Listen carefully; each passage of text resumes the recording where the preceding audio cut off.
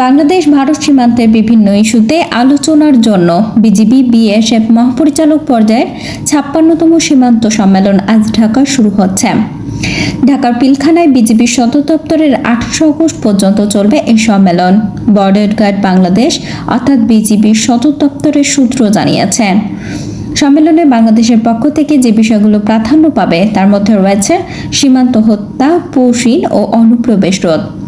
এছাড়া ভারত থেকে মাদক, অস্ত্র ও চোরাচালান প্রতিরোধ, আন্তর্জাতিক সীমানার ১৫০ গজের মধ্যে উন্নয়নমূলক কর্মকাণ্ড বাস্তবায়ন ও অননুমোদিত অবকাঠামো নির্মাণ বন্ধ, সীমান্ত নদীর তীর রক্ষা ও পানির ন্যায্য হিস্যার দাবি, সমন্বিত সীমান্ত ব্যবস্থাপনা পরিকল্পনা বাস্তবায়নের যৌথ উদ্যোগ গ্রহণ এবং ভারতীয় গণমাধ্যমে বাংলাদেশ বিরোধী অপপ্রচারের ফলে সৃষ্ট উত্তেজনা প্রশমনে করণীয়। দুই দেশের পারস্পরিক স্বার্থ সংশ্লিষ্ট অন্যান্য বিষয়ে আলোচনায় আসবে। বিজিবির জনসংযোগ কর্মকর্তা শফিকুল ইসলাম গতকাল শনিবার বিকেলে বলেন, সম্মেলনে যোগ দিতে ভারতীয় সীমান্তরক্ষী বাহিনী অর্থাৎ বিএসএফ এর একটি উচ্চ পর্যায়ের প্রতিনিধি দল ঢাকায় আসছে। ২৮ আগস্ট পর্যন্ত চলা এই বৈঠকে দ্বিপক্ষীয় স্বার্থ সংশ্লিষ্ট গুরুত্বপূর্ণ নানা বিষয়ে আলোচনা হবে। সম্মেলনের শেষ দিনে বিজিবি ও বিএসএফ প্রধান যৌথভাবে সংবাদ সম্মেলনে অংশ নেবেন এবং সাংবাদিকদের বিভিন্ন প্রশ্নের উত্তর দেবেন। উল্লেখ্য, শিক্ষার্থী ছাত্র জনতা গণঅভ্যুত্থানের মুখে ২০২৪ সালে ৫ আগস্ট প্রধানমন্ত্রী শেখ হাসিনার দেশ ত্যাগ ও তার নেতৃত্বাধীন সরকারের পদত্যাগের পর এই প্রথম ঢাকায় আসছে বিএসএফ এর প্রতিনিধি দল।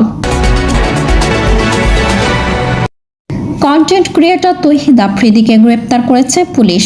রবিবার রাতে বরিশাল থেকে তাকে গ্রেপ্তার করে পুলিশ।